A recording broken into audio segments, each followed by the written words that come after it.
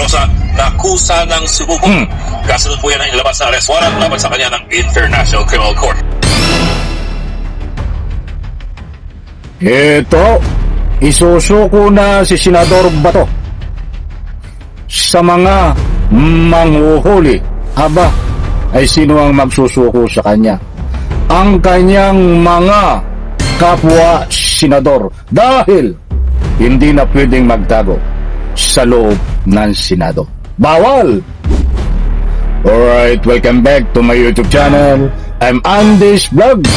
Mainit-init pa. Kapapasok ka lang, kakaiba, mainit na balita.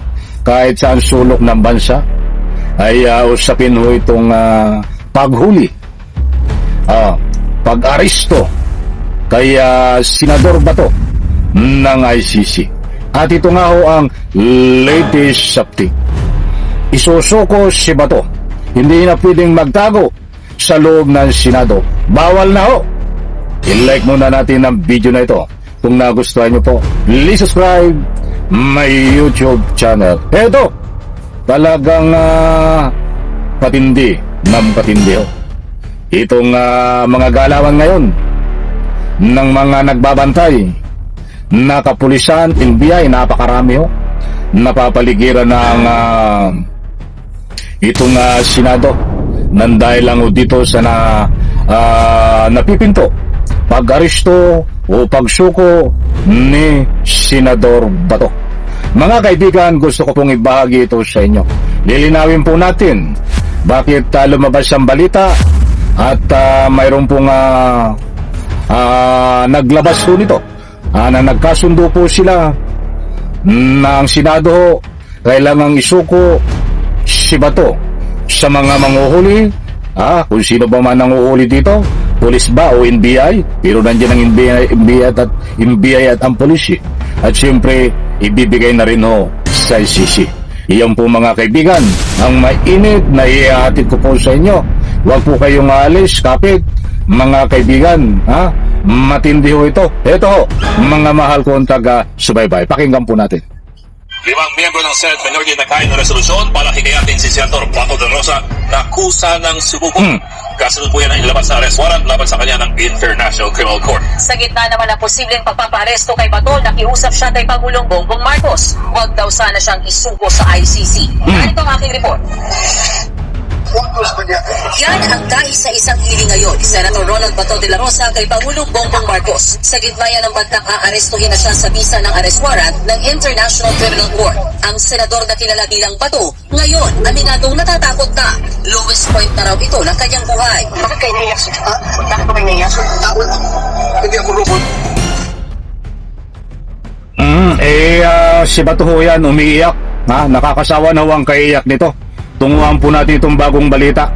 Mga mahal kong taga-subaybay, kamay kaugnayan din po diyan. Heto, ng mga senador ho ay nagkaisa para nang sa ganun ho itong si Senador Bato ay isuko, mga kaibigan, sa mga manghuhuli. Heto po, heto. Suko na ng... Sandali.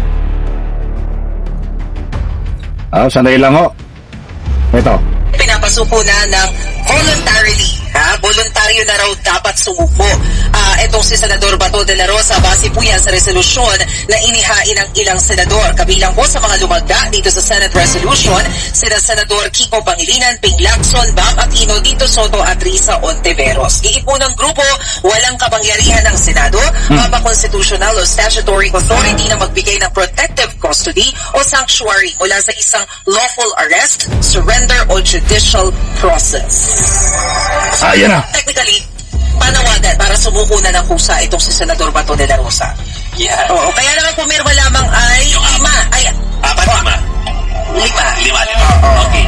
Okay lang, Resol. So, tingnan natin kung anong dyan. Pero before natin balik si Maribel, pakinggan natin yung interview nila kay SP Alan Peter Cayetano. Ay, wag na nating pakinggan yan si Cayetano dahil pipigilan po niyan talaga ang pagsuko ni Bato de la Rosa. Mga kaibigan, hindi po tayo nagpapakalat ng anumang fake news dito. Dahil maliwanag ho, siya binahagi ko po sa inyo na itong mga senador, 4 ang pumirma sa resolusyon. Tito Soto, Bam Aquino, sino pa ba? Itong si Pangilinan, Risa Ontiveros, na nagpailo ng resolusyon na kailangang kusa ng sumuko. Itong si Bato, dahil meron po siyang tunay, legal na warrant of arrest at legal na pag-aresto, lawful arrest, ang sabi nga niya, mga kaibigan. Sa makatuwid lang po diyan, in one word, ang sabi pa nga nila ay hindi pinapayagan na magtago na diyan sa loob ng Senado. Ulitin ko po para sa lubos yung pangunawa. Ito. Pinapasuko na ng voluntarily. Voluntaryo na raw dapat sumuko. Itong si Senador Bato de la Rosa, base po yan sa resolusyon na inihain ng ilang senador. Kabilang po sa mga lumagda dito sa Senate Resolution, sina Senador Kiko Pangilinan, Ping Lacson, Bam Aquino, Tito Soto at Risa Ontiveros. Giit po ng grupo, walang kapangyarihan ng Senado, mapa-constitutional o statutory authority na magbigay ng protective custody o sanctuary mula sa isang lawful arrest, surrender o judicial process. Ayan na wala pong kapangyarihan ang Senado na tanggapin diyan po si Bato para magtago. Ay malinaw lang po diyan. Siya binahagi ko po sa inyo na hindi na pwedeng magtago itong si Bato diyan sa loob ng Senado ayon ho sa pahayag na nakasaad po sa resolusyon na pinal po diyan sa Senado na pinirmano ng 4 na senador. Maliwanag ho, mga mahal kong taga-subaybay, nakapuwa senador dito ni Bato de la Rosa ay hinihikaya to siyang sumuko o sinusuko na ho nila si Bato dahil bawal lang magtago diyan sa loob ng Senado dahil wala ho silang kapangyarihan. Ay noon pa man yan noon pa ho yan mga kaibigan dahil ayon po sa ating pagsaliksik ay talagang bawal ho diyang magkandong magtago ng ganyang mga mataas ang kinumit na di umano ay crimes against humanity, hindi po saklaw para kukupin nila diyan sa loob ng Senado. Huwag na po tayong umasa sa mga senador na kakampi ni Sara Sayad at ni Bato de la Rosa na ito ay isusuko bagkus ito ho ay kanilang kukupin pa, puputiktahan. Kaibigan, abangan kung ano pang ibang hakbang ho dito. Hindi pa nahuhuli si Bato. Yan pong planong pagsuko ay plano pa lamang o planong isusuko. Tingnan po natin kung ano ang pagkasunduan dito dahil may resolusyon po na nakapile. At syempre, ang kabang-abang ho dito, itong lihim na aksyon ng NBI at PNP kung paano ang taktika strategy nila. Dahil nabalita ho, may impormasyon na tayo. Mayroon pang isang senador na aarestuhin din sa bisa ng arrest warrant. Sino yan mga kaibigan? Kabang-abang. Isang like, isang share sa video na ito. Bato! Lumabas ka sa pinagtataguan mo sa loob ng Senado. Bawal ka na magtago diyan. Labas! Salamat po.